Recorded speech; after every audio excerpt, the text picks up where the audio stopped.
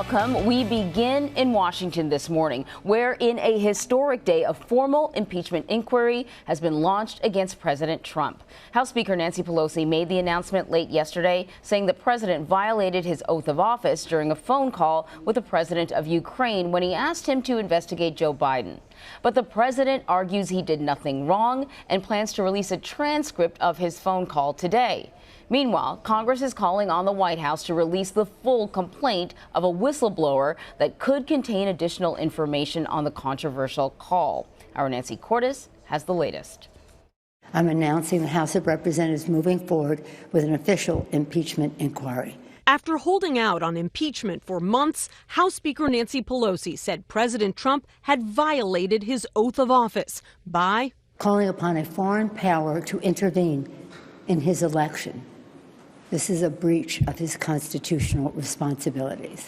Her change of heart came after a cascade of more than 30 House Democrats announced they are now open to impeachment too. The future of our democracy is at stake. This is the president basically saying, yes, I colluded. What are you going to do about it? I think we have no other choice. Minnesota Democrat Dean Phillips. This behavior at best is unethical and corrupt, at worst treasonous. The turning point was the president's acknowledgement that he pushed his Ukrainian counterpart to investigate unfounded claims about a 2020 campaign rival.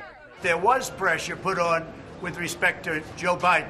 What Joe Biden did for his son, that's something they should be looking at. CBS News has confirmed Mr. Trump unexpectedly told top aides to withhold $400 million in military aid for Ukraine days before he spoke by phone with that nation's new president. Well, we're going to find out what happened in the Senate. The Senate's Republican leader was notably neutral. What rationale did the administration give you this summer for holding up military aid to Ukraine? I talked to the Secretary of Defense twice, the Secretary of State once. I have no idea what precipitated the delay. They never gave you a reason? I was not given an explanation. Fortunately, it finally happened, and I'm glad about that.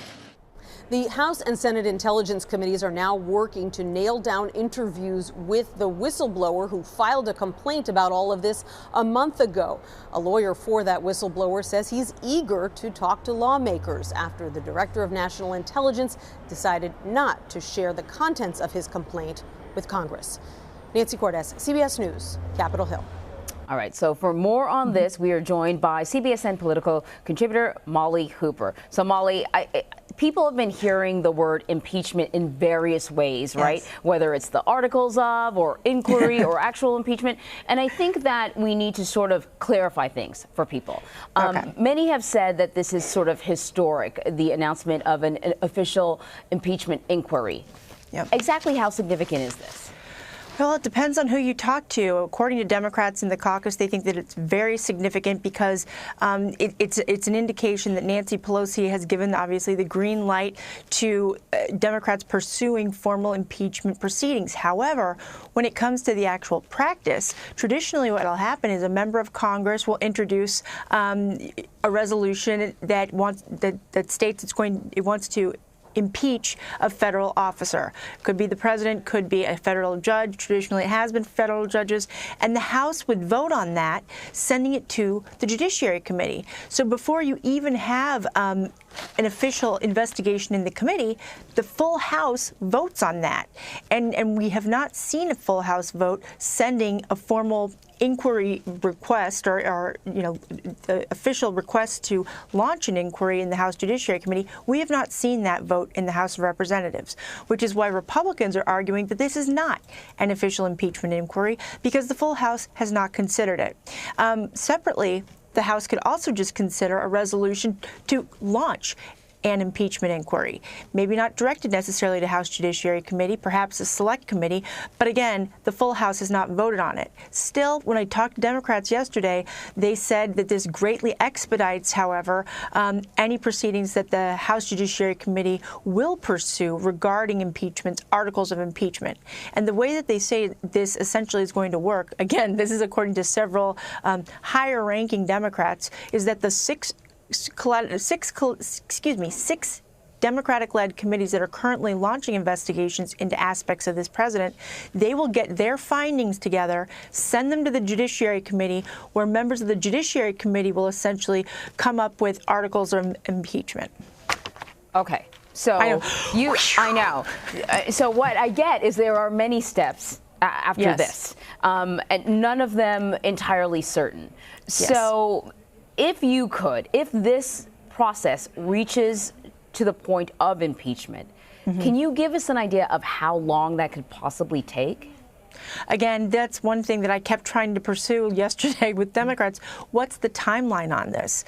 And really, they couldn't give me an answer, but most were saying probably before the end of the year. They'd like to see something move before the end of the year, early next year.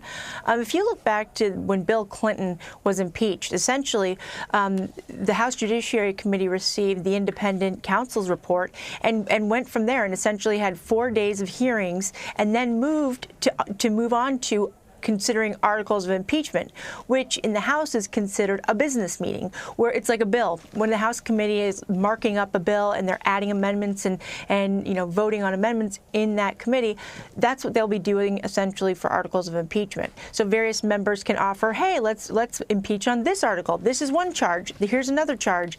And they would vote on that in committee and send it to the full House floor. But again, it's unclear exactly what the timing is going to look like, because you do have these other committees that are investigating other aspects of the president. And that's cause of concern for some of these more recent, pro-impeachment inquiry folks, like the moderate Democrats who wrote the op-ed in the Washington Post earlier this week. The veterans, the military veterans and intelligence community veterans, they really want this to be targeted on the Ukraine phone call. They don't necessarily want to go off on the obstruction of justice, emoluments clause, tax returns. They really want it to be focused. And so right now, Democrats among their caucus, and this is going to be what they discuss today and for the next few days, as to how they're going to get themselves together to direct and coalesce around, the way forward on introducing any sort of articles of impeachment. I thought it was interesting that the Senate, the Republican-led Senate, voted unanimously to have the whistleblower's complaint released to the Intel Committee. What does that mean to you when you hear that? Well, I was actually asking Republicans on the House side about this. And, you have the president, the politics of what the president did, and the Democrats being upset about that. Republicans will defend the president. But when it comes to separation of powers and the executive branch not fulfilling what's their lawful duty. I mean, when an IG has a whistleblower report, Inspector General has a whistleblower report, that whistleblower report by law is supposed to go to members of the Intelligence Committee, House and Senate Intelligence Committee. And it wasn't. And so Republicans on the House side, who usually are quick to back the president, pointed to the fact that the Senate Republicans voted unanimously, essentially, in backing that resolution, calling for the release of this whistleblower report. And by that time yesterday afternoon, President Trump had already tweeted out, and I was actually with a Republican member of Congress as we were watching this tweeted out that they were probably going to make that whistleblower report, or they were close to making it available to the intelligence committees. So listen, Holly, we're about to speak to the chair of the House Intel Committee, Adam Schiff. What question would you be asking him? When's he going to get that report? And will he get to hear from the whistleblower?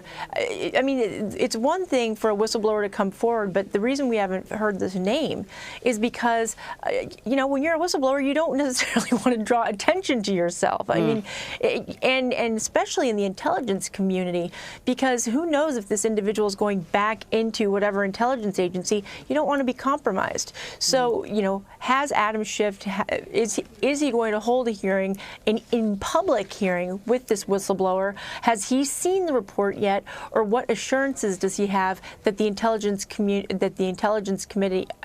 IG will give him that? All great questions, and hopefully I'll get a chance to ask him those for you. Molly, thank you very much. Thank you.